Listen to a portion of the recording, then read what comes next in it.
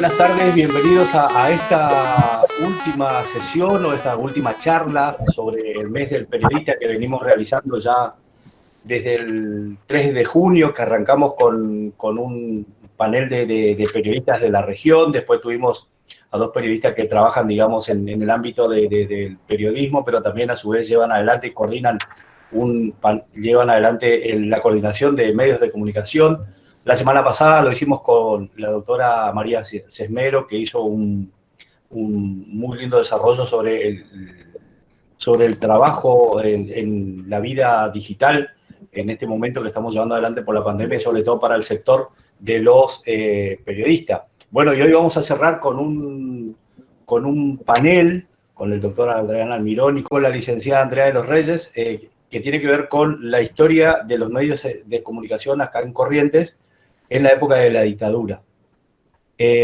Así que este panel lo va a coordinar el licenciado Carlos Quiñones, que también venimos trabajando en conjunto con su cátedra acá en estas charlas por el medio del periodista. Seguramente, como las sesiones anteriores, el profesor licenciado Miguel Ángel Vilte estará haciendo algún cierre. Profesor Quiñones. Buenas tardes a todos y a todas.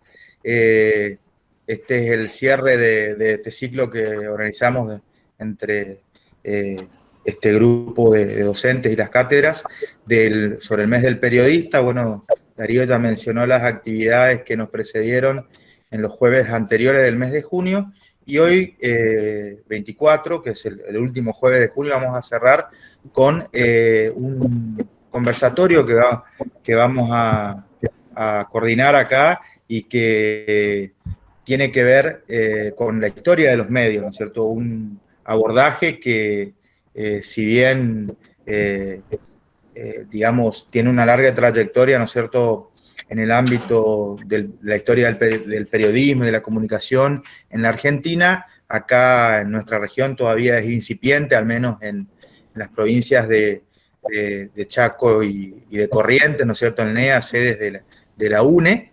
Y bueno, para ello nosotros hemos convocado a dos colegas del departamento que están integrando un proyecto de investigación que casualmente también Darío y yo integramos, que es el proyecto Transformaciones en el campo de la prensa de Chaco y de Corrientes, profesionalización, actores, representaciones socioculturales y convergencia entre 1976 y 2016.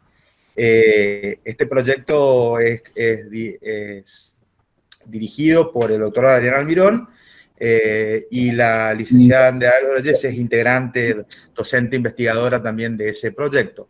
En esta ocasión nos vamos a referir en particular a la historia de la televisión en Resistencia y en Corrientes en el periodo de la dictadura cívico-militar del 76 al 83, ¿no es cierto? Rápidamente les voy a mencionar algunos de los antecedentes para los que no los conocen de Andrea y Adrián. Andrea es egresada y docente de la licenciatura en Comunicación Social de la Facultad de Humanidades de la UNE, es becaria doctoral de CONICET y se encuentra realizando el doctorado en Ciencias Sociales y Humanas de la Universidad Nacional de Quilmes y ha sido ya integrante de varios proyectos de investigación, ¿no es cierto?, acreditados por la UNE.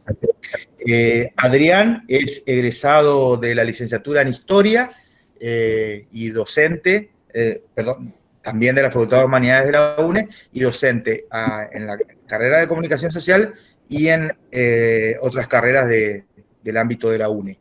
Es doctor en Humanidades y Artes con orientación en Historia de la Universidad Nacional de Rosario y magíster y especialista en Ciencias Sociales y Humanidades con mención en Historia de la Universidad Nacional de Quilmes, y también ha integrado varios proyectos de investigación e integra también actualmente, ¿no es cierto?, varios proyectos de investigación acreditados. Así que bueno, para comenzar y ya ir de lleno al tema que hoy nos convoca, me gustaría que hablemos un poco de los orígenes de la televisión en el nordeste argentino, una cuestión, digamos, que tiene que remitirnos a la década, ¿no es cierto?, de 1960, ¿no? Hola, hola Carlos, hola a todos y todas. primero agradecerles a las cátedras que organizan de parte de ambos el espacio y la invitación. La verdad que es bien interesante cómo organizaron la idea de la diversidad en la prensa, y que no solamente quien está en una redacción es periodista, y si bien nosotros no vamos a hablar como periodistas, nos parece como muy relevante y muy interesante para el ejercicio de la profesión conocer los antecedentes de los medios de la región. La pregunta con la que arrancamos, y me permitís, voy a compartir pantalla, una presentación que armamos con Adrián. La convocatoria era para conversar un poco sobre televisión y dictadura en Corrientes y Chaco. Este tema, como comentó recién Darío y Carlos, comentaron, Adrián y yo formamos parte de un proyecto de investigación vinculado a la historia de los medios de comunicación, de la prensa, la televisión en la región. Y el tema de la dictadura y la televisión en Corrientes y Chaco nos convocó el año pasado, a partir de justamente de una convocatoria para escribir e indagar sobre la televisión y dictadura en Latinoamérica. Bueno, empezamos a decir, bueno, como equipo vamos a sumarnos, vamos a tratar de indagar en torno a esto, pero nos dimos cuenta que antes de llegar a la dictadura nos faltaban los antecedentes, en el sentido metodológico, ¿no? De cómo habían surgido los medios, la televisión en Corrientes, en Chaco, quién era su propietario, o sea, todo lo que, para que llegara la dictadura, ¿no? Bueno, ¿qué pasó en la dictadura? Eso lo pusimos como en un orden al que queríamos llegar. Empezamos a indagar, como dijo Pato recién, es muy incipiente qué hay construido, elaborado, publicado sobre los orígenes de la televisión en las provincias de Chaco y Corrientes, si bien la bibliografía ya está constituida como un campo bien, no diría que autónomo, pero sí muy relevante sobre la historia de la televisión en Argentina, en Latinoamérica, ni hablar de Estados Unidos y Europa. Pero bueno, en nuestras provincias no había publicado prácticamente nada. Y nos encontramos con varias cuestiones, ¿no? La primera y la principal, que es el gran desafío, y también de alguna manera es un desafío, pero también da mucha satisfacción como investigadora y como investigadores, supongo, a los compañeros, cuando en esas fuentes encontramos esas fuentes hay que, digamos, escarbar, buscarlas, rasquetear un montón, porque el archivo audiovisual es un archivo complejo, no es en general de fácil acceso. Entonces, bueno, tuvimos que empezar a buscar, ¿no? ¿Qué había sobre Canal 13 y sobre Canal 9 de Resistencia? ¿A qué fuentes recurrimos? Recurrimos a algunas memorias publicadas de periodistas, conductores, locutores.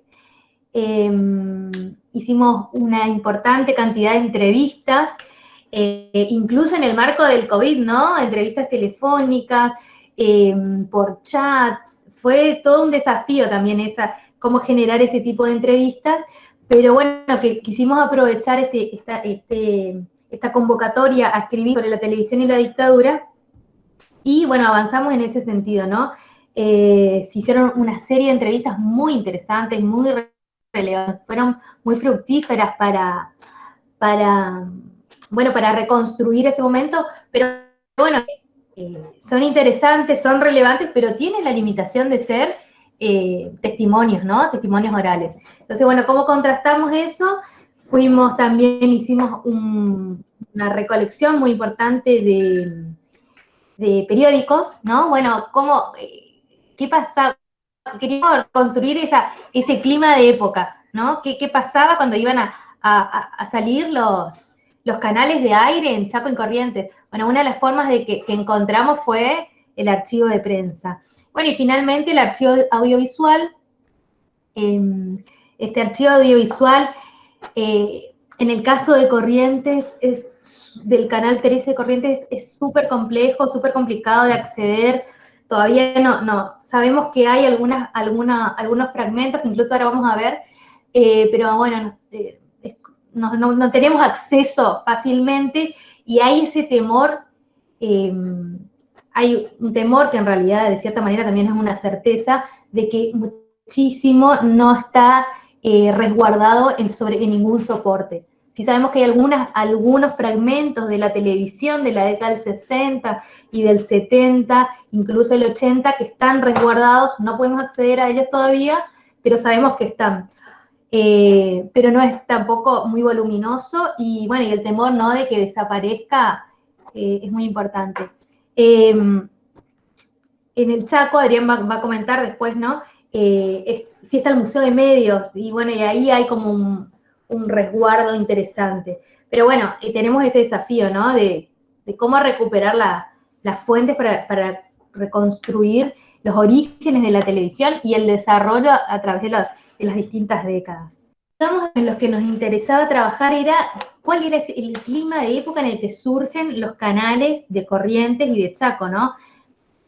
En la historia de la televisión teníamos que en Argentina la primera transmisión va a ser ese acto muy repetido muchas veces y que es como icónico de 1951, con Evita y Evita dando el último discurso. Bueno, esa fue la primera transmisión de la televisión en Argentina. Sin embargo, recién va a haber un desarrollo más sostenido unos cuantos años más tarde. Bueno, en Corrientes, ¿qué había pasado? ¿No? Bueno, eso, ¿cómo ocurrió? Eso es lo que tratamos de reconstruir un poco nosotros a partir de estas fuentes, ¿no?, que estuvimos comentando. Hay unas características que me parecen que están buenas señalar antes de seguir avanzando hacia Canal 13 y que tienen que ver con un poco con la historia general de la televisión, y es que en Corrientes y en Chaco la televisión va a estar desarrollada por el sector privado, en relación permanente, y vamos a ver que esa relación es sustancial, digamos, con el poder político, pero va a ser el sector privado el que desarrolle. Distinto al origen, por ahí, de la televisión nacional, que después sí va a ser, digamos, desde el sector privado, y también distinto a otra de Latinoamérica, donde va a ser la universidad la que desarrolle la televisión, por ejemplo, o va a ser el Estado el que organice. Bueno, en Corrientes, como en la mayoría de las provincias de la Argentina, va a ser el sector privado el que organice, invierta con toda una serie de beneficios impositivos, fiscales, incentivos y préstamos, etcétera, del Estado, pero va a ser el sector privado el que desarrolle la televisión. Bueno, en Corrientes, el Canal 13 de Corrientes empieza a funcionar el 30 de junio de 1965. Canal 9 de Resistencia, el 17 de agosto de 1966. Estas fechas las ponemos así con algunas estrellitas, con luces de neón, porque Corrientes estuvo entre las primeras, el Canal 13 Corrientes fue uno de los primeros canales del interior del país. En su autobombo, digamos, el canal dice: nosotros fuimos los terceros del interior del país, pero capaz que no los terceros, pero quintos, sextos fueron Canal 13. Hay como varias tandas, ¿no?, en las provincias de aperturas de canal. La de Canal 13 Corrientes estuvo en primeras tandas, obtuvo su licencia en 1964, un año antes, y tenía como un periodo determinado para poner en funcionamiento, si no esa licencia caía. Entonces hubo ahí como un trabajo contrarreloj que llevaron a cabo los propietarios para poder poner en funcionamiento Canal 13. Quiero compartir esta imagen que la comentamos en varias oportunidades con Adrián, que es, bueno, el clima, ¿no? El clima social vinculado al inicio de la televisión, ¿sí? Había esta expectativa, la televisión, era la modernidad, era el futuro, ¿verdad? Y también era una cuestión de estatus, ¿no? En Corrientes, por ejemplo, nos encontramos en los archivos que se publicaba esto, que era el nombre y el apellido de cada familia, de cada persona que compraba un televisor. Esto claramente nos estaba como mostrando que había un interés y una cuestión concreta de estatus al adquirir un aparato de televisión. Bueno, esta era la expectativa que se estaba generando en torno a la inauguración del canal, que iba a ser una transmisión especial. Les comparto este video, que es una de las pocas, de los pocos archivos audiovisuales que pudimos conseguir el primer día en el que se inaugura el canal, el día que se inaugura el canal. Este breve video, lo pongo de vuelta, están el entonces gobernador y un jovencísimo, muy joven ahí está Ricardo Leconte, que era el ministro de Obras Públicas. Ese día de la inauguración hubo un brindis, en la transmisión de Canal 13 inicia, que también esto es como una marca que nos interesa, ¿no? Que empieza con la inauguración de una calle, de la calle Canal 13. Esa relación ahí tan estrecha, potente, entre el Estado y el canal va a ser determinante a lo largo de los años. Bueno, tenemos este recorrido por el canal y después sabemos que hubo como un brindis, que se transmitió un brindis y un show musical sobre el que todavía no hemos encontrado archivo. Claro, tal cual, había una fe en el progreso, una cuestión ahora sí vamos a ser un país desarrollado. Eso está muy bien contado en el libro de la televisión criolla de Mirta Varela, que lo recomendamos también siempre un montón porque es un trabajo muy bien elaborado, digamos, de qué sucedía, del clima también de época, ¿no? Y bueno, y cómo se fueron dando todas las cuestiones relacionadas con la técnica, que es determinante para la televisión. Y Corrientes no va a ser la excepción en ese campo, ¿no? Porque, bueno, acá hago un comentario al respecto. Como les decía, Canal 13 se inaugura el 30 de junio de 1965, y desde ahí, bueno, empezó su transmisión de manera ininterrumpida. En otros lugares habían hecho como transmisiones de prueba y después 2 o 3 meses antes, no, acá hicieron unas transmisiones de prueba, pero fueron días antes y después continuó de manera ininterrumpida. Y esto es como lo siguiente que voy a comentar, es como una de las claves del trabajo que hacemos en el grupo Historia de los Medios, y que es bien relevante, ¿no? Que es conocer quiénes son los dueños, cómo se organiza la propiedad de los distintos medios de comunicación. Algo que entonces y hoy es central para comprender las relaciones entre el poder político y mediático. Cuando se conforma Canal 13, ¿quiénes, digamos, van a elaborar la empresa, organizar la empresa, etcétera? Van a ser 2 socios. Uno es el capitán retirado del ejército, Jorge Félix Gómez, que vivió muchos años, hace poquito falleció, que además era propietario de hasta ese momento la única AM de la provincia, que era LT7 Radio Provincia de Corrientes. Ahí hay una particularidad muy interesante en la propiedad de LT7, que es, él era propietario único, no era una sociedad ni nada por el estilo, ¿no? Él era propietario único. En cambio, para Canal 13 sí se tiene bien, porque, como también dice Varela, ¿no? La televisión básicamente hacer televisión es muy caro. Y en ese momento también era muy caro.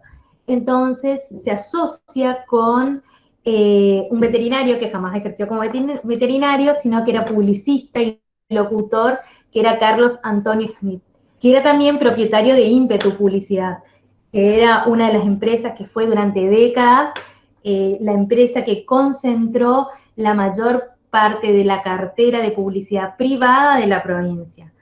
Entonces se asocian ellos dos y durante un año van, también acá por eso el cielo de la técnica, ¿no?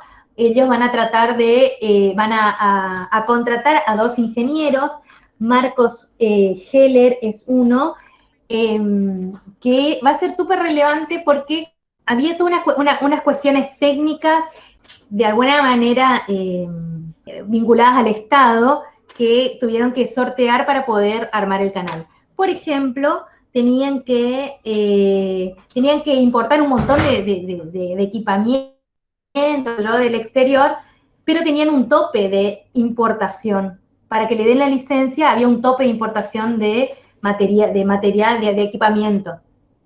Entonces contratan a estos 2 ingenieros, se relacionan con estos 2 ingenieros y ellos van a replicar, van a construir desde cero buena parte del equipamiento que va a ser tipo Made in Argentina por estas restricciones, ¿no? De a la importación. ¿Qué van a hacer? Van a ir a Buenos Aires y van a hacer una réplica exacta de la antena de Canal 13. Vuelven a corriente, bueno, hacen esta réplica, por eso también la potencia que el día de hoy tiene el canal. Era una réplica básicamente de Canal 13 de Buenos Aires. Ahora, bueno, le doy la palabra, perdón que me extendí un poco, le doy la palabra a Adrián para que cuente un poco sobre los orígenes de Canal 9 Resistencia. ¿Qué tal? ¿Cómo están? Bueno, antes que nada agradecer también a Darío y a Carlos por la invitación y desde ya, bueno, continuar con la presentación. Como mencionaba y daba Andrea, el Canal 13 en sí, ¿no es cierto?, es el primer canal abierto en el Nordeste. Y Canal 9 de Resistencia en ese sentido tiene una característica interesante de tomar como modelo el desarrollo tecnológico y la iniciativa que estaba llevando y que llevó adelante Canal 13. Eso uno, a partir del registro que ha hecho Andrea en el diario el Liberal, se encuentran como los propietarios, parte de los propietarios de Canal 9 se encontraban haciendo capacitaciones, podríamos denominarlo, para poder llevar adelante y proyectar el Canal 9, ¿no? Es importante destacar entonces esta relación de cómo reconstruimos la historia de Canal 9 a partir, bueno, en parte memorias oficiales, periódicos de la época y un aspecto importante e interesante, el archivo que tiene Museo de Medios de la provincia del Chaco. Museo de Medios tiene en sus repositorios un archivo de entrevistas que realmente es sumamente interesante y también de fotografías, que realmente es sumamente interesante e importante, que nos ha brindado y nos ha posibilitado aproximarnos y reconstruir parte de la historia de Canal 9. Entonces, en ese sentido, nosotros recomendamos que puedan acudir al Museo de Medios, que se encuentra por la calle Pellegrini, al lado del archivo, el ex diario, en las instalaciones del ex diario El Territorio, que allí cuentan con información importante y la resguardan de manera adecuada para su preservación, indudablemente. En este sentido, lo que queremos destacar entonces es que Canal 9 se funda el 17 de agosto, su primera proyección es el 17 de agosto de 1966, pero previamente había sido otorgado esta licencia, como había mencionado también para el caso de Corrientes, en 1964 había conseguido la concesión. Y en esta concesión de Canal 9 se presentan tres grupos empresariales. El primer grupo se llamó Chaco TV, el segundo grupo Toba TV, y un tercer grupo se llamó TV Resistencia. Quien gana la concesión para emitir y para llevar adelante el desarrollo de Canal 9 será el grupo TV Resistencia. Es interesante destacar, ¿no es cierto?, que este grupo de TV Resistencia estará integrado por distintos miembros reconocidos y distinguidos de la sociedad resistenciana y de la provincia. ustedes en este caso, en estas imágenes, ustedes ven parte de estas fotografías que pudimos acceder a parte del archivo de la provincia de Museo de Medios. Son imágenes que rescatan el momento de inauguración del canal. Andrea, si podrías pasar la siguiente imagen. Creo que en la siguiente imagen hay un par de fotografías que también rescatan ese aspecto, ¿no es cierto?, que estaba mencionado y desarrollado de modernidad y de inicio por parte de un grupo de empresarios que vieron en el desarrollo tecnológico y proyección un punto interesante para desarrollarse. En este caso hay que destacar este grupo de Resistencia TV. Me gustaría destacar quienes han sido parte de los miembros fundadores de este canal. Es interesante porque aquí nosotros encontramos distintas trayectorias que se vinculan con grupos empresariales que están vinculados a corporaciones agrarias y también personalidades que estuvieron vinculados al mundo político, como por ejemplo Marcelino Castellán. Marcelino Castellán fue miembro de la Sociedad Rural, fue un distinguido miembro de distintas instituciones dentro de la sociedad resistenciana y fue también el gobernador de facto en la provincia durante la década entre 1960 y 1962. Es decir, hay una etapa, digamos, una relación en este grupo de empresarios y de personalidades que llevan adelante este canal, que es relevante, ¿no?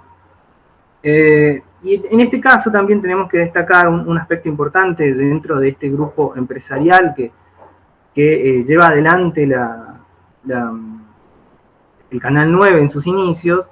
Es el director del Canal 9 que ha sido desde la década del 60, el segundo director del Canal 9, ha sido Leopoldo Martín. Leopoldo Martín hasta la década del 80 formó parte del directorio y fue del directorio de Canal 9. Y entre estas responsabilidades del directorio, además de formar parte del directorio de Canal 9, fue miembro y fue director, presidente de la Sociedad Rural de la provincia del Chaco. Es decir, las vinculaciones que podemos hacer de estas personas, estos empresarios y estos dirigentes en el Canal 9 es interesante para hacer un trazado de trayectorias.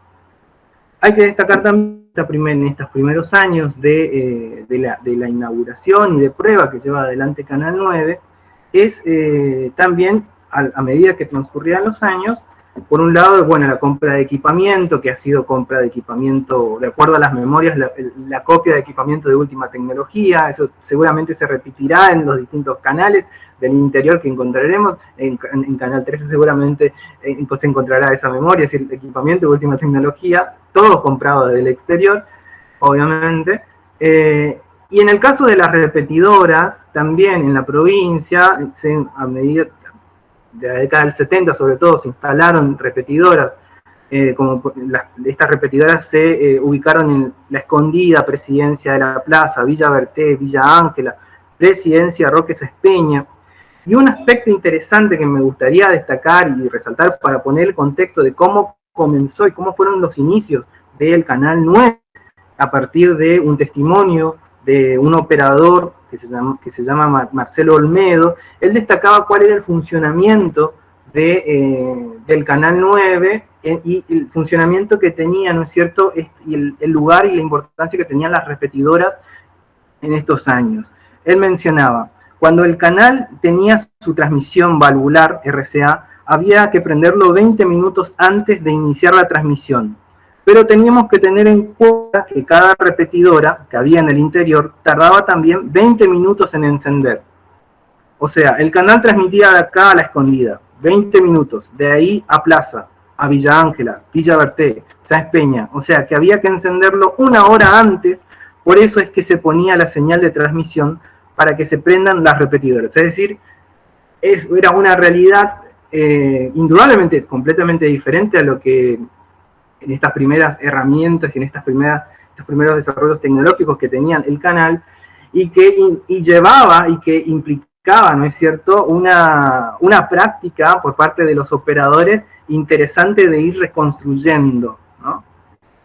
Quiero una cosita antes de que continúen.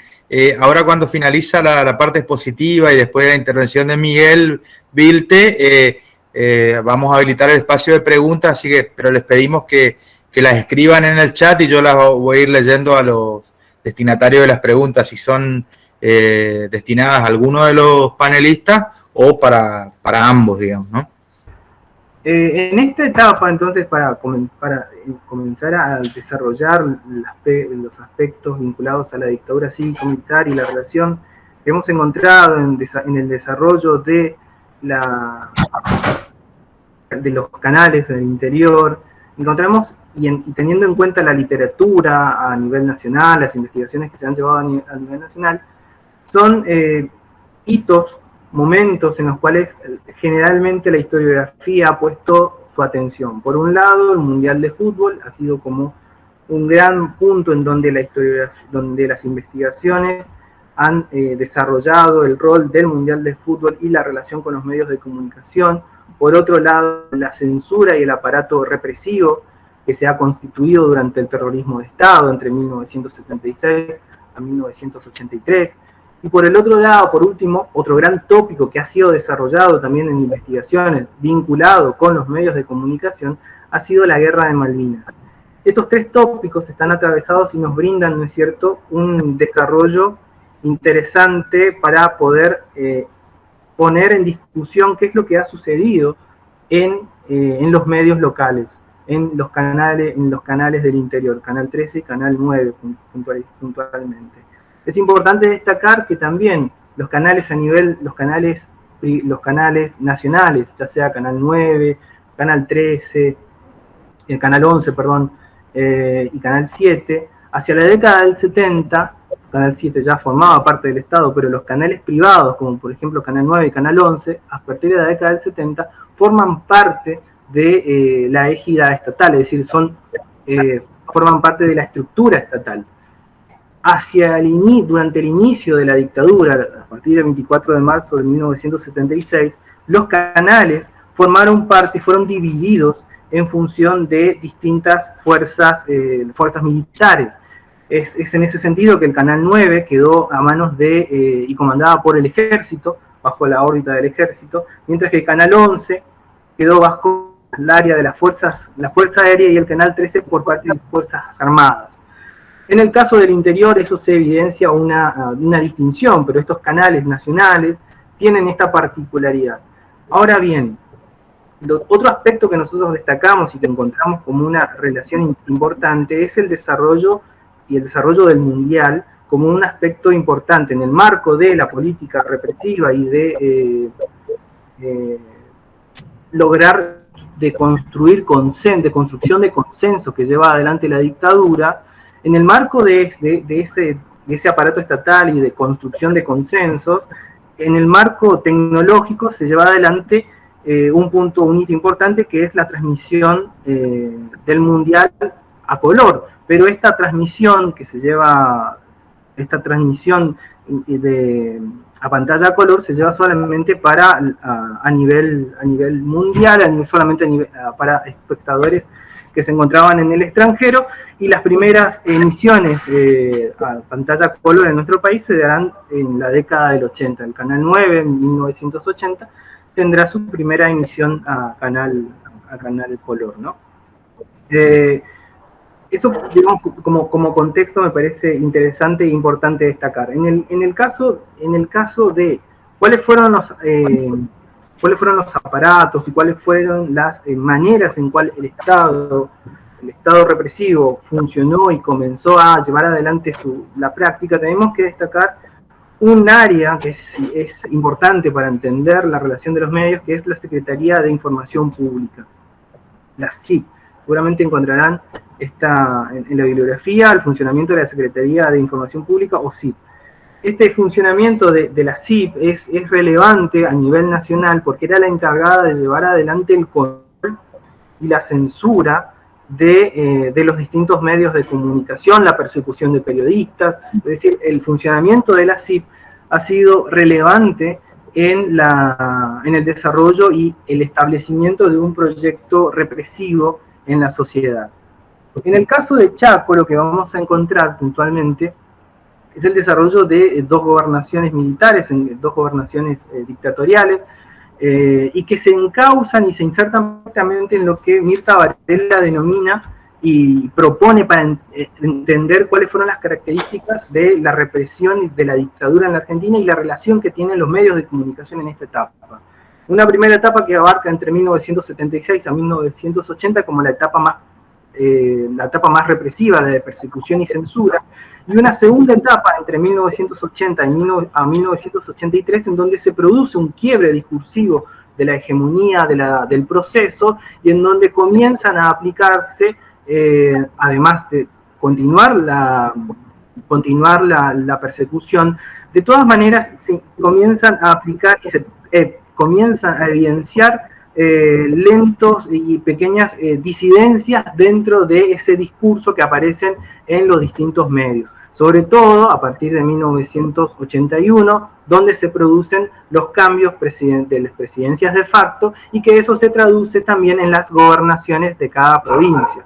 En el caso del Chaco, la primera gobernación que se da es la de Facundo Serrano, que ha sido caracterizada en ese sentido, teniendo en cuenta la priorización de Mirta Varela, como la etapa de persecución y de censura en los medios de comunicación. En este caso, a nivel de cómo se llevó adelante esta persecución y esta censura, encontramos cómo el aparato burocrático del Estado, el Estado chaqueño, fue constituyéndose de manera progresiva para llevar adelante estos objetivos. Se creó, además y aquí encontramos dos áreas importantes para entender la relación de los medios, los medios de comunicación, la prensa y los canales, el canal 9 en este caso.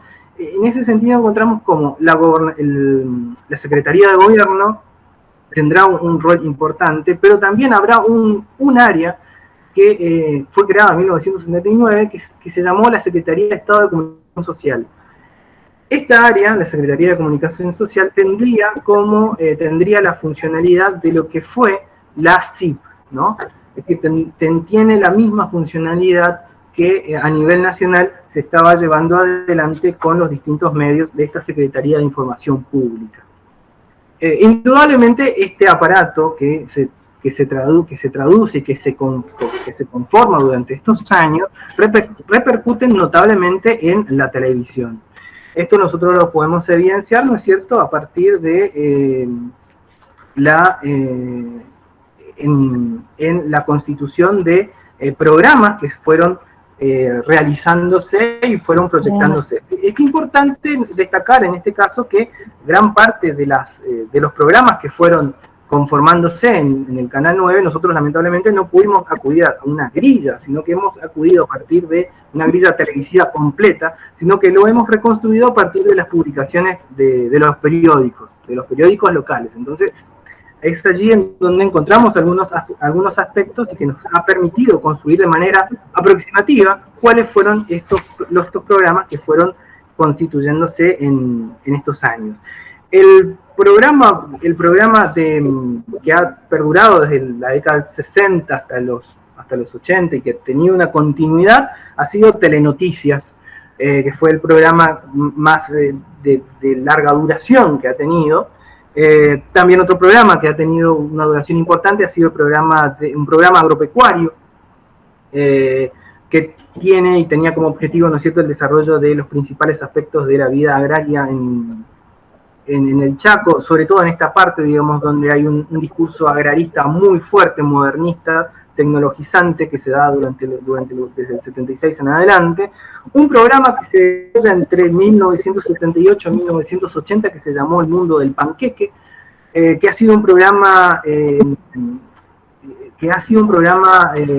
digamos, con la finalidad de llegar al público infantil, y ha sido financiado por el Ministerio de Educación durante estos años. Otro programa importante también, que seguramente muchos recordarán, que se llamó Raza Chaco, que comenzó la emisión en 1982, es interesante destacar. También este programa que tuvo una duración importante, y otro programa que también lo hemos encontrado en el desarrollo de esta etapa ha sido Deport TV, que había iniciado en 1980. Es decir, digamos, este desarrollo televisivo del canal durante estos años nos, ¿cierto? Por un lado, una característica importante del desarrollo de programación local, que en gran medida va a estar caracterizada y apuntada a los objetivos y propósitos que desde el punto de vista discursivo planteaba la dictadura a nivel nacional y que eran aplicados a partir del proceso que se llevaba adelante en la gobernación, en el gobierno del Chaco. Es decir, se evidencia en estos programas que hemos reconstruido una funcionalidad y objetivos propios, digamos, la resolución y la continuidad de los objetivos que se aplicaban a nivel nacional. Indudablemente queda todavía mucho por analizar, pero en ese sentido es un aspecto interesante a destacar cuáles son los aspectos que se dan en torno a los canales a los programas que se van a desarrollar en Canal 9. Para dar continuidad a lo que venía comentando Adrián, vamos ya a la televisión en la dictadura en la región, ¿no? Adrián hizo como un repaso bien histórico y de la programación de qué sucedía con Canal 9 y con el gobierno militar. Y en Corrientes,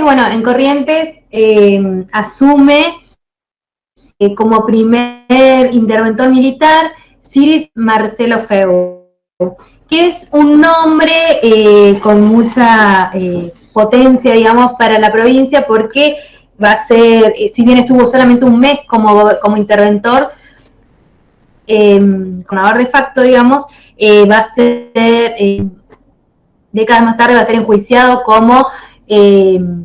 como parte del aparato represivo del Estado que había funcionado en Corrientes. Y este nombre también es relevante porque es a quien dirigen los testimonios sobre la censura, no en la televisión, que ya vamos a ver por qué, sino en los medios de prensa de Corrientes.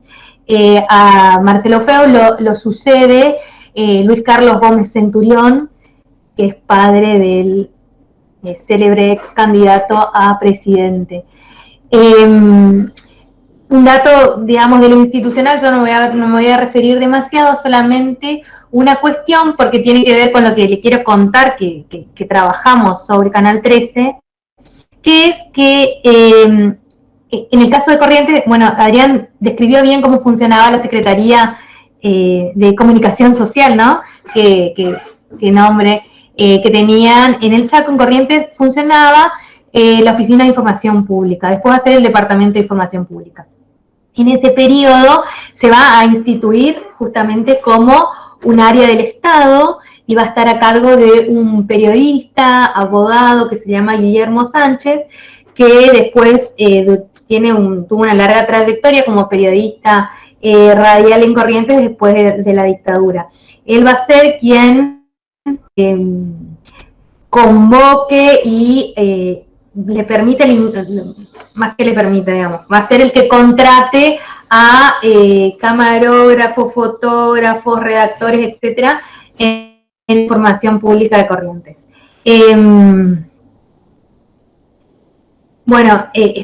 Este personaje es como relevante porque fue uno de los entrevistados para los trabajos que venimos haciendo, y nos va a dar unos datos bien interesantes sobre el funcionamiento de Canal 13. Como único apartado previo a avanzar hacia Canal 13,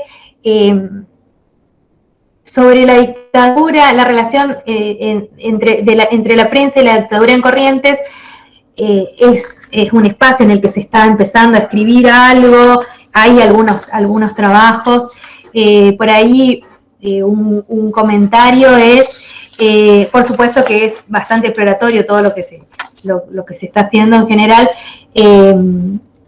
pero uno de los momentos relevantes en cuanto a la cuestión mediática fue en 1976, cuando en septiembre del 76, creo que fue, no, perdón la fecha,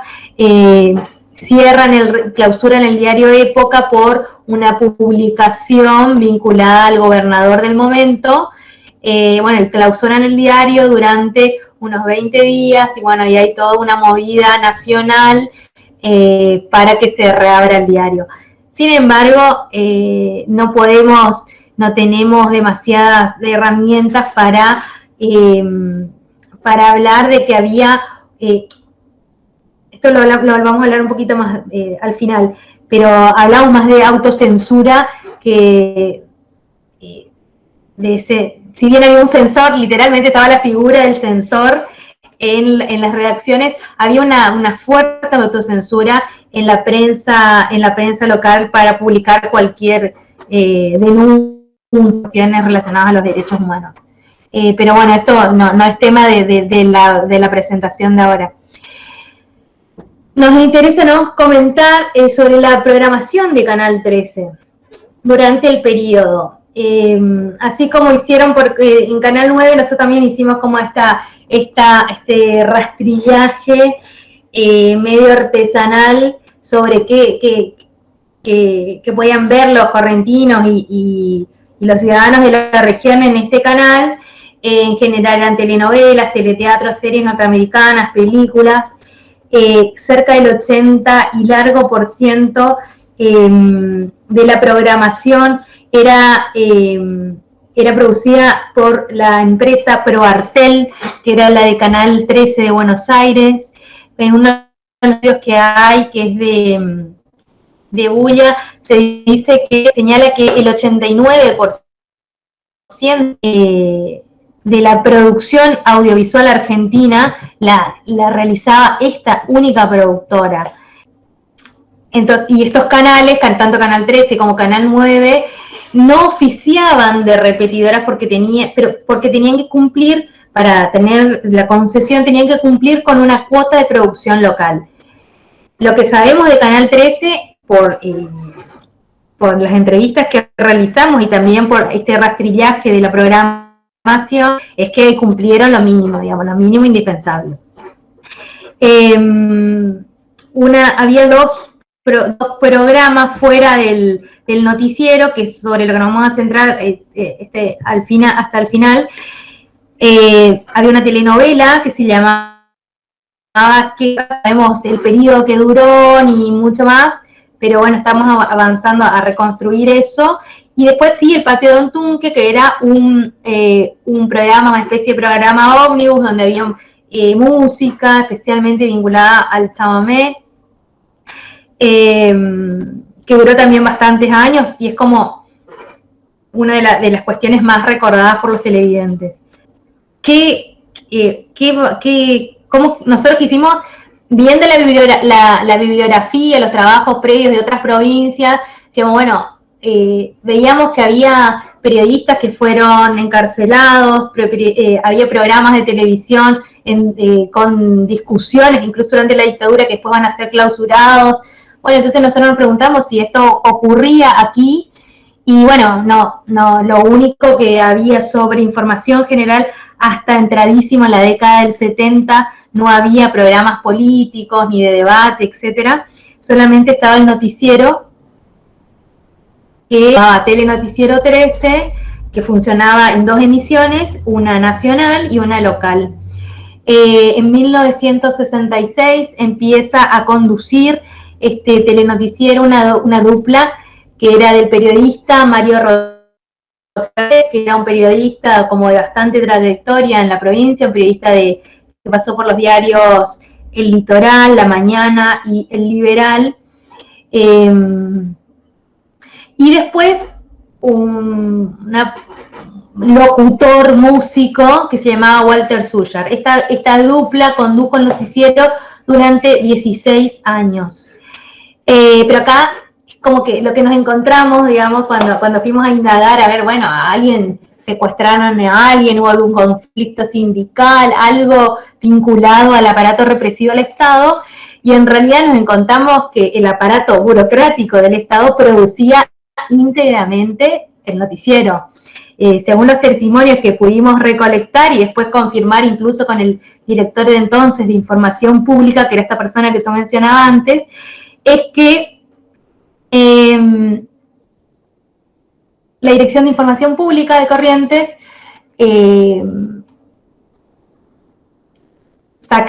armaba un tape con todos los actos de gobierno del día, armaba un tape con los minutos correspondientes. También, no solo eso, sino que además armaba el guión del noticiero, y cerca de las 20 horas, que era cuando el noticiero salía al aire, una persona, un cadete, llevaba el tape completo del noticiero y el guión, y ambos conductores, digamos, interpretaban el papel que directamente escribía el gobierno de la Dirección de Información Pública de Corrientes. Bueno, eso fue como lo más interesante y relevante de estos primeros acercamientos al canal, que censura o autocensura podemos estar indagando si directamente el noticiero era producido por la Dirección de Información Pública. Por lo tanto, allí no había voces disidentes, no había opinión, nada que saliera literalmente del guión del gobierno provincial. Recién, en esto también, ¿no?, coincide con las etapas que marca Varela. Recién en la década del 80 comienzan el canal empieza a producir un poquito más, ¿no? Incorpora otros conductores, que son Daniel Toledo y Twin Mieres, me parece que no se escribe así, Twin, que conducen un programa que se llama Actualidad 13, en el que, bueno, empiezan a salir a la calle, a preguntar cosas a la gente, hay cosas de turismo, sobre la ciudad, como que se sale del acto de gobierno, que era lo que mantenían hasta ese momento. También otro de los puntos, ¿no?, que decíamos, bueno, el Mundial, está ahí pendiente trabajar sobre Canal 13 y el Mundial, porque sabemos que también se hicieron especiales, que había como un programa deportivo muy relevante que era radio, tele, diario, pero eso, bueno, no lo estudiamos, pero sí es como un tema, ¿no?, para elaborar. Y el otro tópico que habíamos visto, ¿no?, que era sobre Malvinas. Bueno, lo que pudimos recolectar es que ambos canales, tanto Canal 13 Corrientes como Canal 9 Resistencia, hicieron programas, estos programas ómnibus, así como especiales, en lo que recaudaban fondos para los soldados de Malvinas. Está muy presente en la memoria de las personas que entrevistamos, que se hicieron así. Bueno, estas movidas que se hacían a nivel nacional se replicaron en ambas, con conductores locales, etc. En el caso de Resistencia, Adrián también tenía ahí una cita que era de un operador que se había cortado una avenida. Fueron como eventos, digamos, eventos importantes. En el caso de Canal 13 también teníamos el testimonio de que llegaron a enviar un equipo de periodistas, un equipo que en realidad era un periodista y un camarógrafo, porque le habían dicho que iban a poder llegar hasta Malvinas, pero se quedaron en Comodoro Rivadavia, y bueno, y ahí igualmente recogieron testimonios, etcétera, y lo pasaron. La verdad que ese es un material sobre el que estamos ahí detrás, porque sería súper interesante conocer qué emitió Canal 13 sobre el tema, ¿no? Y sí sabemos también que hubo una amplia cobertura sobre el retorno de los combatientes y soldados de Malvinas. Sí, bueno, solamente mencionar y reafirmar esto de las divisiones que nos propone Varela para pensar la dictadura y la relación con los medios. Indudablemente la censura, pero también la autocensura fue y ha sido indudablemente atravesado a los canales, a ambos canales, y sobre todo al espacio de los telenoticieros, a los espacios diarios de emisión de noticias, donde indudablemente ahí es donde podríamos encontrar la mano y la ejecución, ¿no es cierto?, de la censura, y también de la autocensura, sobre todo en la primera etapa de persecución y censura durante los dos gobiernos y el gobierno de la etapa de Videla.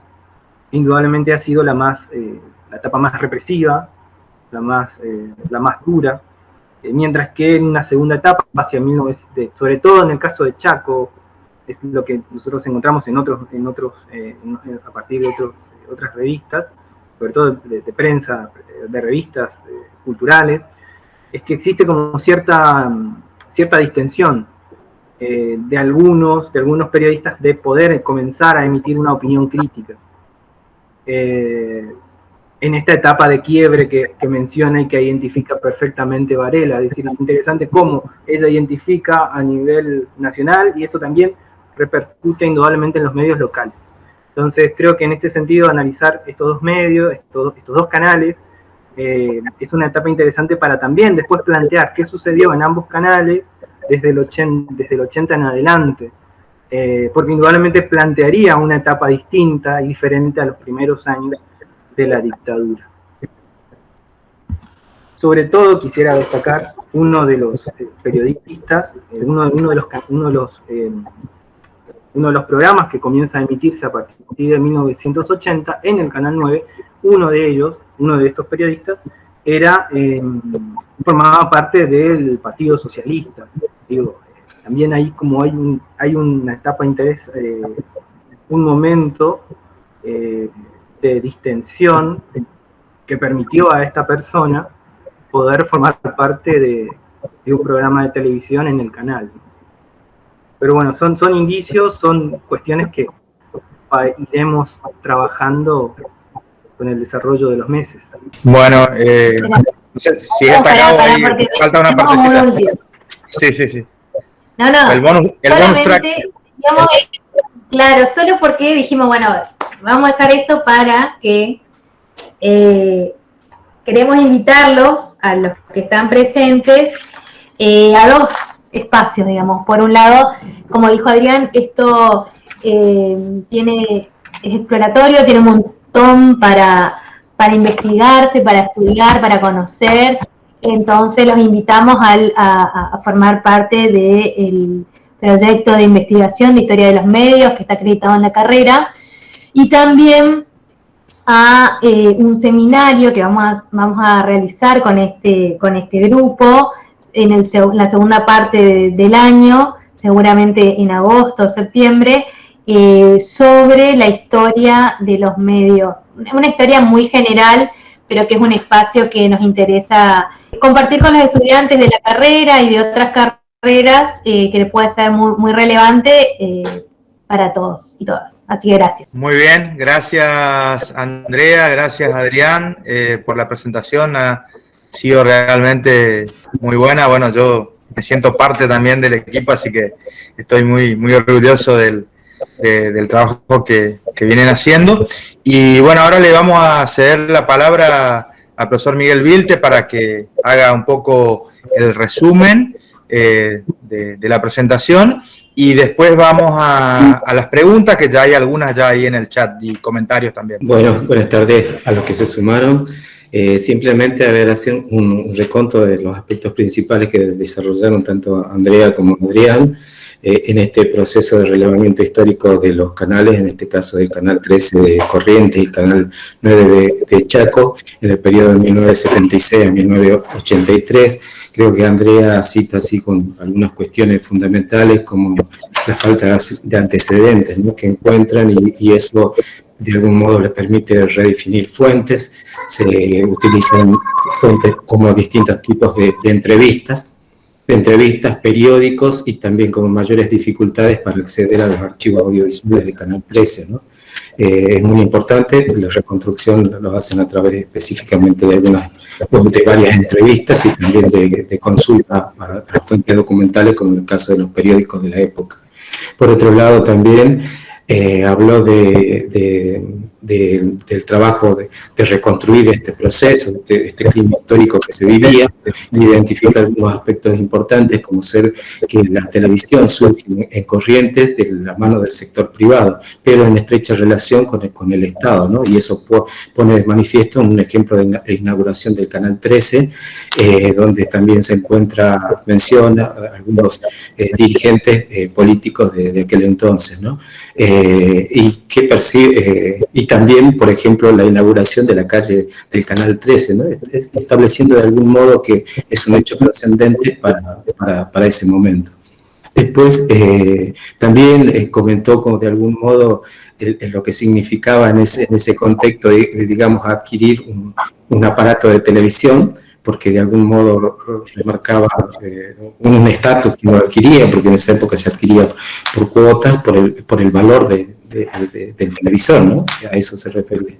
Y en forma posterior, bueno, se refirió a la relación estrecha entre el sistema mediático y los sistemas políticos, que siempre se han puesto de manifiesto. Hizo un reconto sobre el capitán Gómez como propietario de LT7, y también que se necesitaba, por los costos económicos que demandaba establecer el equipamiento y constituir un canal y puesto en funcionamiento, se asocia con ese entonces Carlos Smith, que fue uno de los que administraba o manejaba una agencia de publicidad en esa época. También remarcó los inconvenientes en cuanto al acceso de los equipamientos, porque todo era importado, y también que en muchos casos se tomó aspectos fundamentales como los del Canal 13 de Buenos Aires, que un equipo viajó hacia Buenos Aires y inclusive tomó el logo del Canal 13 de Buenos Aires para adaptarlo al mismo canal de Corrientes, ¿no? Por otro lado, Adrián, con respecto al Canal 9 de Resistencia, habla de las fuentes, de la memoria, de las noticias. Especialmente destaca la importancia del Museo de los Medios que aportaron, que tiene un archivo de revistas, de fotografías, y que les permitió reconstruir de algún modo la historia. Después, por otro lado, también habla del surgimiento del Canal 9, que es interesante comprenderlo desde su conformación, y de allí habla que hay desde sectores agropecuarios que conformaron un ex gobernador de facto y también un presidente de la sociedad rural del Chaco, ¿no?, que son los que de algún modo fueron los propietarios del Canal 9 de Resistencia. También habló de la complejidad o las dificultades de equipamiento de esa zona, las dificultades que tenían por el sistema válvulas que existía en esa época. Entonces, el retardo para encender desde el canal, las transmisiones y las repetidoras, ¿no?, lo que demandaba ello, y las dificultades que se enfrentaban en ese tiempo.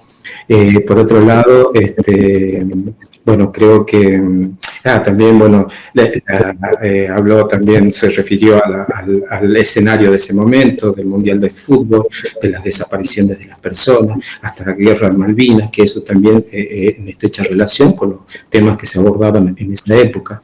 Y también que los canales a nivel nacional en la época de dictadura militar fueron distribuidos en las diferentes fuerzas armadas, ¿no? Digamos, en el gobierno militar se fueron de algún modo el ejército, las fuerzas armadas, la fuerza aérea, Fuerza Naval, inclusive el Poder Ejecutivo, se ocuparon de diferentes canales de Buenos Aires. Y por otro lado también se refirió a la transmisión en color que se produjo con el Mundial 78 y en el 80 para todo el país, con las dificultades que había en ese momento. Después hice hincapié efectivamente en los aparatos de censura, de control y censura de los medios, tanto a nivel nacional como local, con respecto a la provincia del Chaco. Y allí se refirió a que se creó un organismo de control y censura, en este caso la Secretaría del Estado de Comunicación Social del Chaco. Posteriormente hablaron de la programación, tanto de ambos canales, y finalmente, bueno, que quería remarcar algo que aportó Andrea, que respecto al canal 13 de Corrientes, que dentro de la programación, que ProArtel era una productora audiovisual que prácticamente producía el 89% de los contenidos. Diría que esto también es de origen de Estados Unidos, por lo cual eso condicionaba desde dónde se consumían los contenidos en aquella época, ¿no? Y bueno, creo que eso es en términos generales, y bueno, después finalmente reflexionarían sobre la censura y autocensura que se viviría en esa época. Diría finalmente la relación en estrecha que se manifiesta entre los sistemas políticos y los sistemas de mediáticos, en este caso se pone de manifiesto, en este caso en un contexto de gobierno militar, y que tenían una fuerte incidencia sobre la creación de los medios, pero también sobre la creación de los contenidos. Gracias, Miguel, por tu concreto resumen, como venías haciendo en las charlas anteriores. Bueno, ahora vamos a pasar rápidamente al espacio de comentarios y preguntas. Voy a ir leyendo acá del chat. Hay un primer comentario del colega Sergio Pérez, dice: la presencia de la dictadura a nivel provincial, supongo que se refiere a Corrientes, ¿no?, está invisibilizada. En la materia de educación cívica, Titina Conte de Ruiz ocupaba tiempo de su clase, dice, alabando las bondades del heroísmo de los militares Pita y Gómez Centurión. En segundo lugar, una pregunta acá del colega Daniel Chao, dice: ¿han considerado el estudio de lo que las Fuerzas Armadas llaman la acción psicológica y su lugar en los medios? Me refiero a si saben si existe archivo de las unidades de inteligencia y qué se decía sobre los medios en las provincias. No sé quién toma la posta. Sí, Dani. Espera que me queda una duda de la pregunta. ¿Si es una pregunta o una afirmación? ¿Existen los la parte que está entre signos de pregunta es: ¿han considerado el estudio de lo que las Fuerzas Armadas llaman la acción psicológica y su lugar en los medios? Esa es la parte que está entre signos de preguntas. Sí, existe. La verdad que no. Estaría bueno poder acceder. Eso es toda la información que hizo, los informes que hizo la Secretaría de Información Pública a nivel nacional, que lo centralizó, digamos, lo centralizaba todo el informe a nivel nacional lo centralizaban, y había como una situación de que los medios generaban una sensación sobre los lectores o los espectadores. Entonces ese análisis está presente. Hay que ver si en esos archivos que están en Buenos Aires se encuentran informes sobre sobre Canal 9 y Canal 13 puntualmente. Mirá, buenísimo, Dani.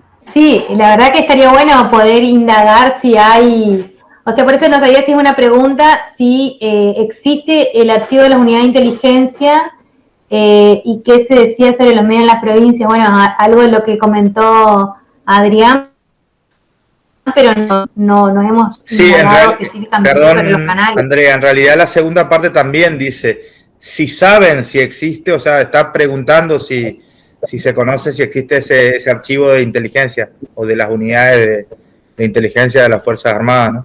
Desconozco, pero anotamos. Después sigue un comentario nuevamente del colega Sergio Pérez. Dice: Canal 13 de Corrientes emitía cortos que empezaban diciendo: Estados Unidos es una nación de muchas facetas. Después Sonia Mónica Casco dice: lo mismo sucedía en los medios nacionales de Buenos Aires. que supongo que era la parte que se refería a los periodistas, cuando hablaste particularmente de Guillermo Sánchez, creo que fue que puso el comentario, periodistas de renombre en la década del 70 y 80 que respondían al medio que representaban, ¿no? Durante la dictadura, también de Sergio Pérez, ¿no? Durante la dictadura en Corrientes, dice, se construyó el personaje paródico Chojú, estigmatizando al último gobernador peronista, Julio Romero, de Corrientes. No había otra forma de nombrarlo, dice. No sé si hay. Ahí déjame que te haga una aclaración. Sí. En realidad no fue durante la dictadura, fue durante el gobierno de Julio Romero que el caricaturista Chaque crea este personaje, y ahí hay una ridiculización muy importante del gobernador, y ese es como, bueno, cuando se crea el diario Época no para responder al personaje de Chojú, pero de alguna manera era para contrarrestar la voz de los otros diarios conservadores que había en Corrientes y que el peronismo tenga su propio medio de comunicación. Entonces, nada, buena aclaración. El personaje se lo crea antes de la dictadura, durante el gobierno de Julio Romero. Me permito hacer un comentario ahí, Andrea, siguiendo lo que vos decís. Después, pasado ya el periodo, allá en el periodo final de la dictadura, durante la campaña electoral de 1983, ¿no es cierto?, para los cargos electivos, para el retorno de la democracia, recuerdo que Julio Romero era el candidato del Partido Justicialista, o era precandidato, no recuerdo si llegó a ser el candidato, y los Romero Ferri, digamos, la familia José Antonio, de la familia dueña del Diario Litoral, era candidato por el Partido Autonomista, ¿no? Y se siguió utilizando desde el Diario Litoral esa figura de Chojú y esa caricatura ya en ese periodo preelectoral, ¿no? No sé si tenés ese dato. No, sí, se siguió mucho tiempo. Sí. Bueno, seguimos. Buenas tardes, dice Daniela Noguera. En algunos artículos de investigación se habla mucho acerca de los premios que recibieron aquellos medios que compartían la visión gubernamental en lo que respecta a los ingresos de pauta oficial o beneficios. Eso también se dio, pregunta, ¿no? Eso también se dio en los canales de Corrientes y El Chaco. ¿Qué porcentaje del contenido estaba destinado a la propaganda política? Yo te respondo rapidito una cosita y después le doy el lugar a Diane. Cuando vos planteás qué porcentaje destinado a la propaganda política, y para nosotros es como muy difícil poder plantearnos en esos términos cuantitativos, básicamente porque el único acceso a la grilla de programación son las planillas que se publicaban en el diario. En esas planillas lo único que aparece político era el noticiero, y el noticiero era un noticiero del gobierno, digamos. Entonces, el porcentaje podríamos decir que ese, no mucho más. Ahora, respecto a la cuestión de la pauta oficial, beneficios, etcétera, Adrián comentó que la dictadura repartieron, las fuerzas se repartieron los canales metropolitanos, digamos. Lo que nosotros no tenemos ninguna certeza si indagamos, o sea, a partir de saber que se habían distribuido los canales metropolitanos, bueno, qué pasó en Corrientes y en Chaco. Y bueno, no pudimos dar con ninguna definición. Lo que sí, en Canal 13 dijeron, en ningún momento dejó de pertenecer o sea, la certeza que tenemos es testimonial, porque no encontramos tampoco ningún documento, ningún decreto que cambie la situación societaria del canal o que pase a formar parte del Estado, indagamos los boletines oficiales. No tenemos más que la afirmación de que nunca dejó pertenecer a la familia Gómez y la familia Mit, y bueno, y esto de indagar, lo que no quiere decir que no haya habido en algún momento algún tipo de movimiento que después se retrotrajo, desconocemos. Por el momento eso es lo que pudimos conseguir. Y después lo otro es esta relación que marcábamos todo el tiempo, o sea, Canal 13 no se subsiste sin el aporte del gobierno, digamos. Entonces, bueno, ahí es como, en otros medios de comunicación vemos como hay una, como bueno, la pauta, por un lado la pauta, pero también otros tipos de beneficios vinculados a la obra pública para los propietarios de medios, de radios, etc.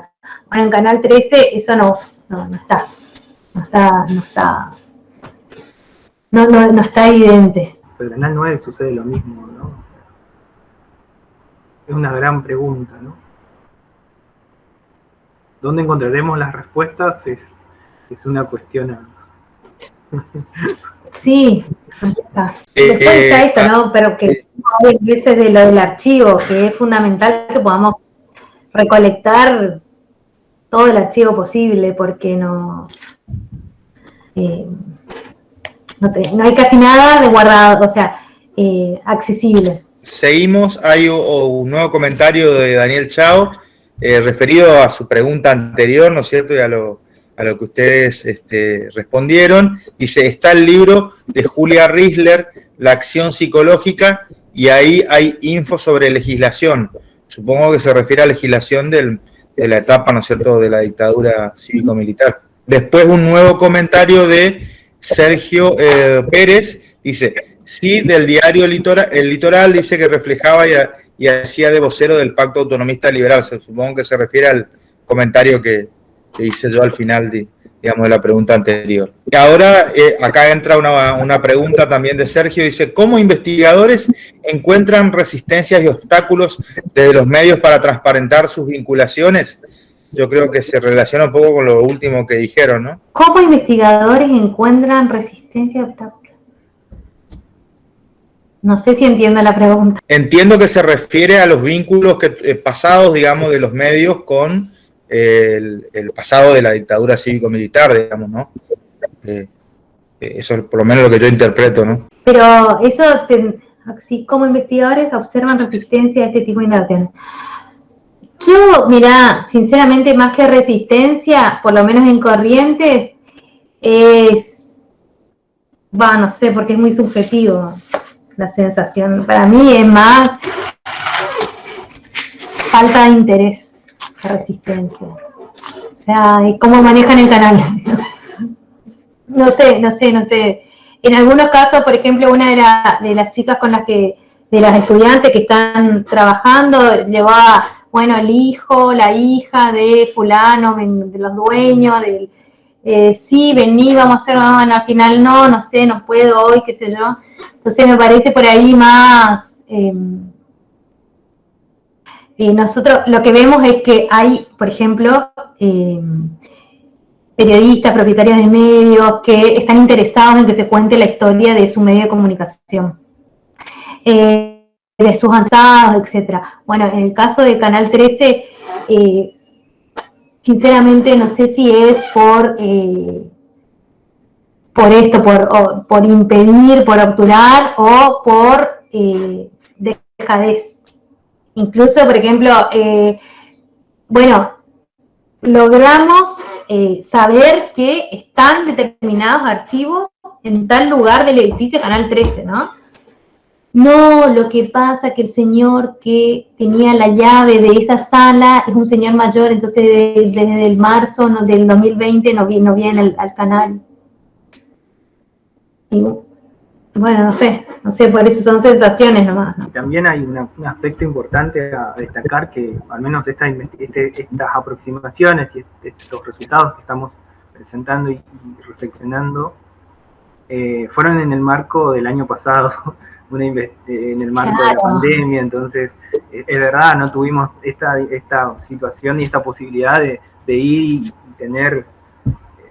y golpear las puertas de los canales. O sea, digamos, esto es lo que pudimos hacer con las limitaciones que tuvimos.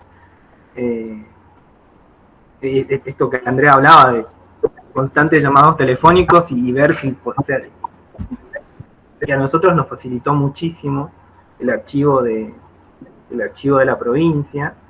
Entonces digo, creo que quizás este año, mediados de año, un poco más adelante, pueda haber mayor acceso, facilidad para investigar, para preguntar todo. En el caso de Canal 9, a mí me da la sensación, al menos por las manifestaciones públicas de los actuales directivos, es que existe una preocupación para reconstruir la historia del Canal 9. No sé si tienen tanto detalle en hacer un énfasis entre el 76 y el 83. Inclusive había un proyecto por parte del equipo directivo de publicar un libro, y hay como un antecedente ahí. Quizás habría que consultar y ver si eso está publicado o no. O sea, eso como antecedentes creo que hay una diferencia con el Canal 13, por lo que estamos compartiendo. Pero bueno, es cuestión de ir y continuar la investigación. Hay un nuevo comentario ahí de Sergio, dice que creo que se refiere justamente a esto que estuvieron respondiendo. Dice, transparentar y sacar los muertos del placar no debe ser agradable, dice, para nadie. Bueno, si no hay otras preguntas, otro comentario, no me resta más que agradecer infinitamente el aporte de Andrea y de Adrián, ¿no es cierto?, para este ciclo, para el cierre de este ciclo del mes del periodista, y bueno, y desearle éxito, ¿no es cierto?, bueno, que me siento, como dije, parte, porque integro el grupo de investigación en el periodo que resta, ¿no es cierto?, de trabajo, de este trabajo que empezó el año pasado. Y bueno, ahora simplemente yo también les quiero agradecer a todos los que estuvieron compartiendo este espacio con nosotros, y le dejo el cierre del ciclo a Darío, que bueno, que desde el año pasado viene con esta iniciativa de organizar estos encuentros por el mes del periodista. Antes de cerrar, le quiero pedir unas palabritas al profesor Miguel Ángel Vilte, que es el adjunto a cargo de la Cátedra de Audiovisual 2, que es de donde también estamos organizando estas charlas, ya como dijo Pato, del año pasado. Miguel, algunas palabras, ya que el año pasado y este año también nos estuviste acompañando con esos análisis que venís haciendo sobre las charlas. Bueno, la verdad que fue un aporte muy interesante. Desde la primera jornada pude participar en 3 de ellas por una cuestión de trabajo. Me parecía interesante la participación en el ejercicio del periodismo, sobre todo en contextos de frontera, y donde se destacaban algunos aspectos principales, digamos, ¿no?, de los inconvenientes, los desafíos que uno tiene ante la convergencia digital, y también específicamente el desarrollo del periodismo escrito. Creo que eso también, como empresa de medios, fue muy interesante, porque pone en manifiesto los desafíos que tienen en esta época, y sobre todo pone en cuestionamiento digamos, la continuidad como empresa periodística y sostenimiento en épocas de convergencia digital, hacer un periódico impreso, ¿no?, con todo lo que ello significa, y también el replanteo de los modelos de negocio. Y bueno, y en esta última parte me pareció muy interesante este análisis que pone en realidad en cuestionamiento y para poder comprender, digamos, la importancia de cómo surgen los medios, porque muchas de esas cosas analizadas o dadas en ese proceso aún persisten en esta época, a pesar de la diferencia en años, ¿no? Y esos sistemas, bueno, la observación desde un análisis histórico de los medios, entendiendo las partes de conformación de las empresas y su relación con los sistemas políticos, pone en constantes tensiones, y también nos permite poder interpretar mejor este contexto audiovisual en el cual transitamos. Así que bueno, muchas gracias por eso. Bueno, muchísimas gracias, Miguel. Muy linda la charla. La estuve siguiendo, no, estaba con la cámara apagada, digamos, pero la venía siguiendo. Y un pequeño aporte, no sé si suma o no suma, pero es algo que siempre comentamos del canal 13 de Corrientes, es que uno se da cuenta que es un canal de televisión solamente por las antenas que tiene. Porque si no tuviera las antenas y uno llega a ese lugar, la puerta de entrada del canal es una tranquera. Entonces, en estas cuestiones de análisis de imágenes o de cuestiones ideológicas, uno también se da cuenta, digamos, a qué lugar va entrando cuando llega y se encuentra con que la puerta de entrada es una tranquera. Siendo que uno cuando traspasa la tranquera recién se da cuenta que es un canal de televisión porque alguien te atiende. Pues si sale un gaucho, digamos, tranquilamente puede ser una empresa agroganadera también.